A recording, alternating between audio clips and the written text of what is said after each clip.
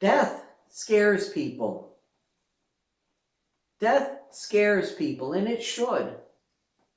Now, as I was mentioning earlier, we went to a funeral home. Now, I've been to many funerals, but it's been a long time since I've been in one from this position of well, honestly, you're shopping. And I can remember the last time that I was in one for that type of purpose. I remember seeing something like a showroom for caskets. Just as you walk into an auto dealership and you'd see different cars in the showroom and all waxed and shiny, it was the same idea back in the day where you'd see the different caskets. And the man at the funeral home, he explained that they do not use that showroom approach anymore because too many people were bothered by seeing the empty caskets in front of them. And that's understandable, because what ends up going through your mind as you're looking at this casket and that casket, you're picturing yourself in that casket, in this casket. How will I look in that? People don't like being reminded one day they're going to die. It's like the old saying, there's two inevitable things, death and taxes. Death will definitely happen. So instead now, the funeral director, he has a large screen monitor, and you can view the various coffins with a click of a computer mouse. And so you can then look at the different options that you could have. You could have a crepe lining, which is less expensive, or you can have something like silk, which would be more expensive. And we found out that the casket has an adjustable bed in it with springs. The more expensive ones have rounded tops, and you can purchase metal caskets, which I didn't realize, or wooden ones. And I still think it was interesting because the first one he showed us on the screen, and he said, I think I had pointed to it, and he said, oh, none of you will like that one. It's just ugly. It was my favorite one. It was my favorite one because it was an old style flat topped casket. It wasn't rounded like you typically see. And then as we're sitting there, you get told about how you get to choose an internment container. He had to be very careful in his use of words. An internment container. Essentially, what is an internment container? Because when he said what he said, I said, a concrete box. And he said, yeah, basically. And the internment container, when he starts talking about this, it's a box in the ground for the coffin to rest inside. And when you start to think about this further, all of this ends up playing to the person's personal discomfort.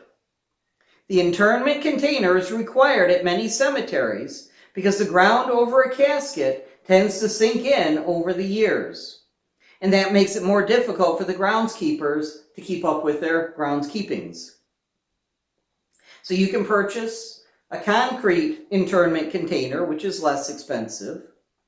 But the problem with concrete, he pointed out, is that they're porous. Water can seep in.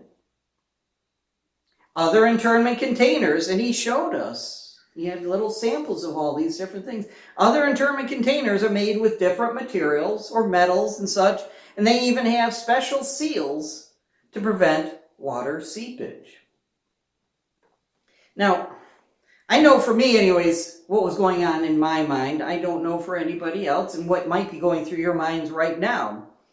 But imagine for a moment all of this, and what have you likely done? At least for me, I imagine myself in the casket, and if you are in a concrete internment container, You picture the coffin floating in water inside the container and water inside your casket. Is this what you have to look forward to? Now, you might have a silk-lined casket with a fluffy pillow and an adjustable bed, but you could still become soaked in water. That doesn't sound very comfortable. But people picture these things, and death itself makes them very uncomfortable.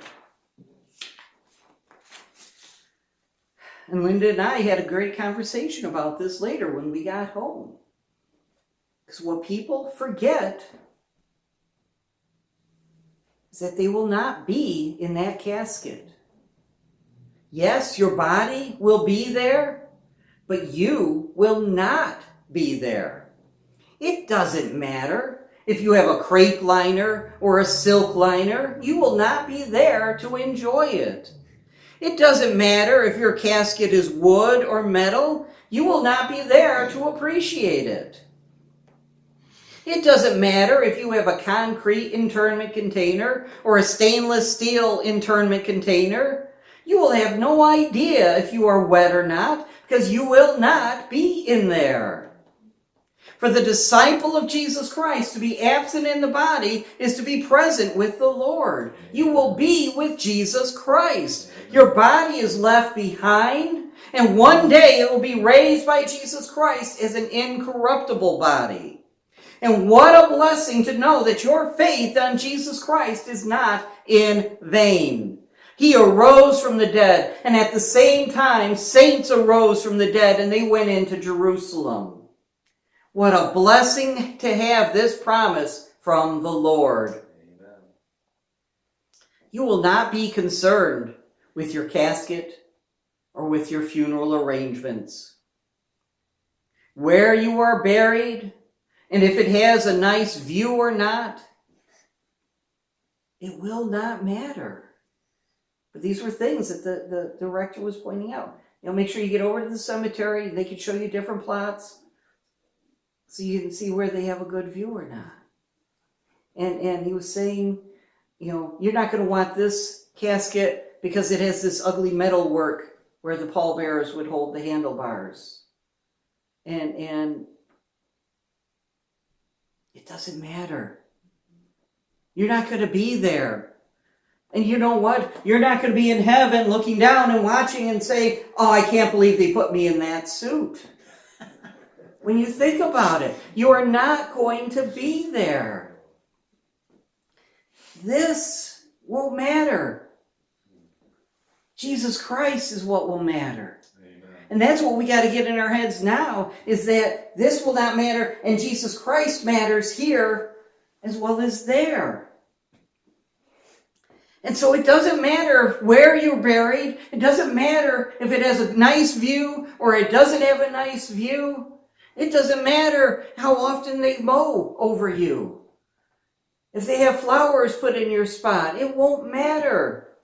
Whether you're buried to Aunt Ethel or Uncle Fred is no longer important. You will not be in that plot. You will be with your Savior, Jesus Christ.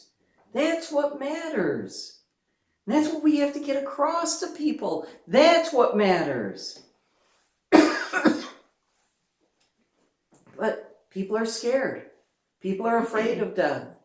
And they should be, if they don't know Jesus Christ as their Savior.